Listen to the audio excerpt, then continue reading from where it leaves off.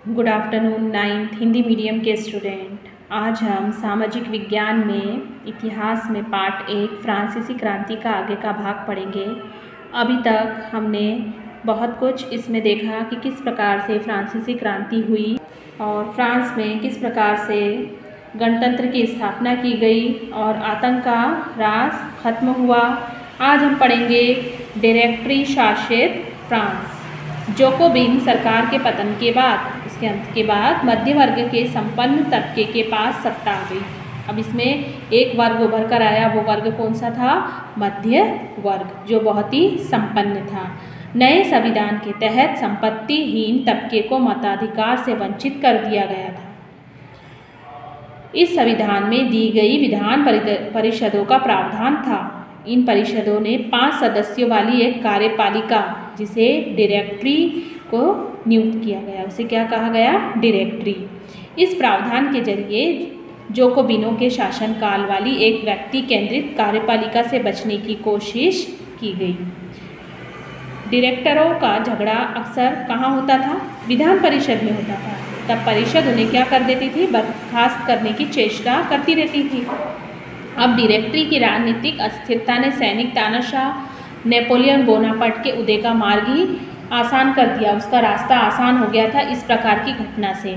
सरकार के स्वरूप में इन सभी परिवर्तनों के दौरान स्वतंत्रता, विधि सम्मत समानता और बंधुत्व प्रेरक आदर्श बने रहे और इन मूल्यों ने आगामी सदी में न सिर्फ फ्रांस बल्कि पूरे यूरोप में राजनीतिक आंदोलन को प्रेरित किया। अब यहाँ हम देखेंगे कि क्या महिलाओं के लिए भी क्रांति हुई?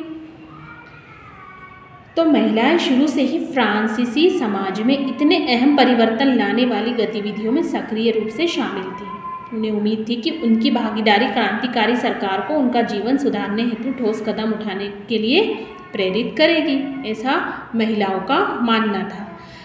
तीसरे स्टेप की अधिकांश महिलाएं जीविका निर्वाह के लिए काम करती थी। जीवन चलाने के लिए, जीवन जीने के लिए, जीवन निर्वाह के लिए कुछ ना कुछ काम करती थी। अब वो काम कौन कौन से थे? सिलाई, बुनाई, कपड़ों की धुलाई, बाज़ारों में फल फूल सब्जियां बेचती थी। संपन्न घरों में घरेलू काम भी किया करती थी। बहुत सारी महिलाएं वेश्यावृत्ति करती थी।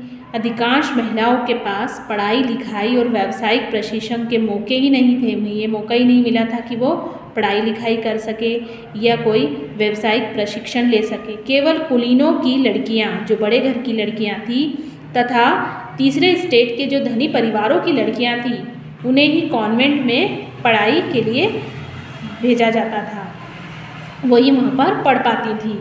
इसके बाद उनकी शादी कर दी जाती थी। कामकाजी महिलाओं को अपने परिवार का पालन पोषण भी करना पड़ता था। अब वो कामकाज के साथ साथ अपना परिवार भी पालती थी, जैसे खाना पकाना, पानी लाना, लाइन लगाकर पाव रोटी लाना, बच्चों की देखरेख करना आदि कार्य उनके अंतर्गत आते थे। उनकी मजदूरी पुरुषों की तुलना में कम थी। महिलाओं ने अपने हितों की हिमायत करने और उन पर विचार, उनको चर्चा करने के लिए खुद के राजनीतिक क्लब भी शुरू कर दिए। उन्होंने अपने बात मनवाने के लिए और अपने हितों को ध्यान में रखते हुए उन्होंने किसकी शुरुआत की? क्लबों की। अखबार निकाले, उसमें अपनी बातें रखी।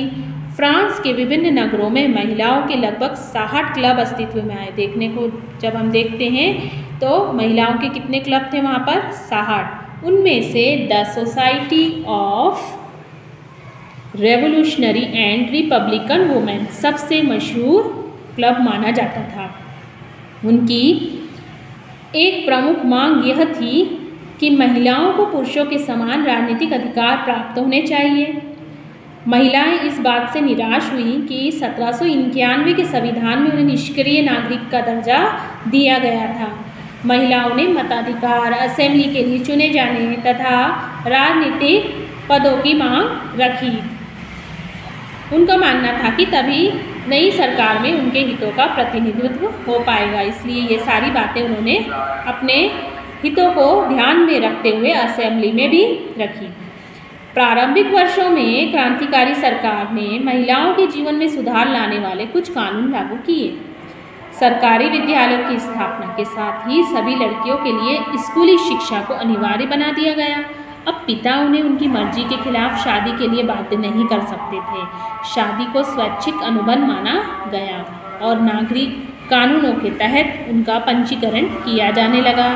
तलाक को कानूनी रूप दे दिया गया और मर्द औरत दोनों को ही इसकी अर्जी देने का अधिकार दिया गया। अब महिलाएं व्यावसायिक प्रशिक्षण ले सकती थी, कलाकार बन सकती थी और छोटे मोटे व्यवसाय भी चला सकती थी। फिर भी राजनीतिक अधिकारों के लिए महिलाओं को बहुत ज़्यादा संघर्ष करना पड़ा। आतंक राज के दौरान सरकार ने महिला क्लब को बंद करने, उनकी राजनीतिक गतिविधियों पर प्रतिबंध लगाने और कानून लागू करने का काम भी किया।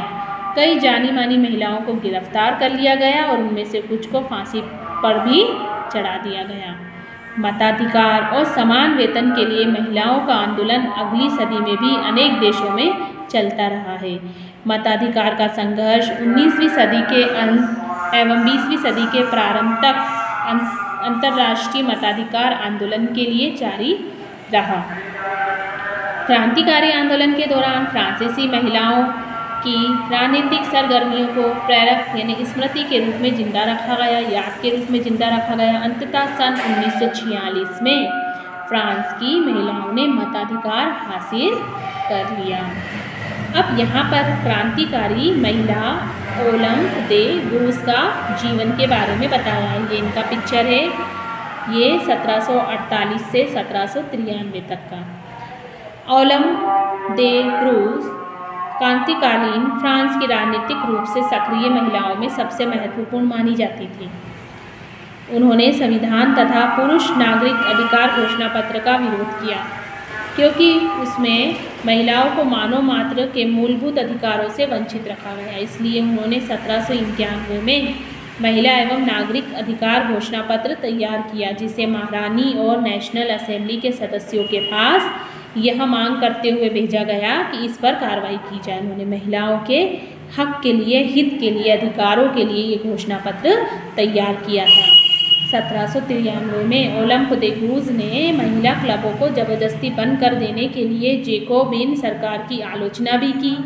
उन पर नेशनल कन्वेंशन द्वारा देशद्रोह का मुकदमा चलाया गया और इसके तुरंत बाद उन्हें फांसी पर लटका दिया गया। इतना सब उन्होंने महिलाओं के लिए किया और अंत में उन्हें फांसी दे दी गई। यहाँ तक इस पाठ को आप सबको पढ़ना है।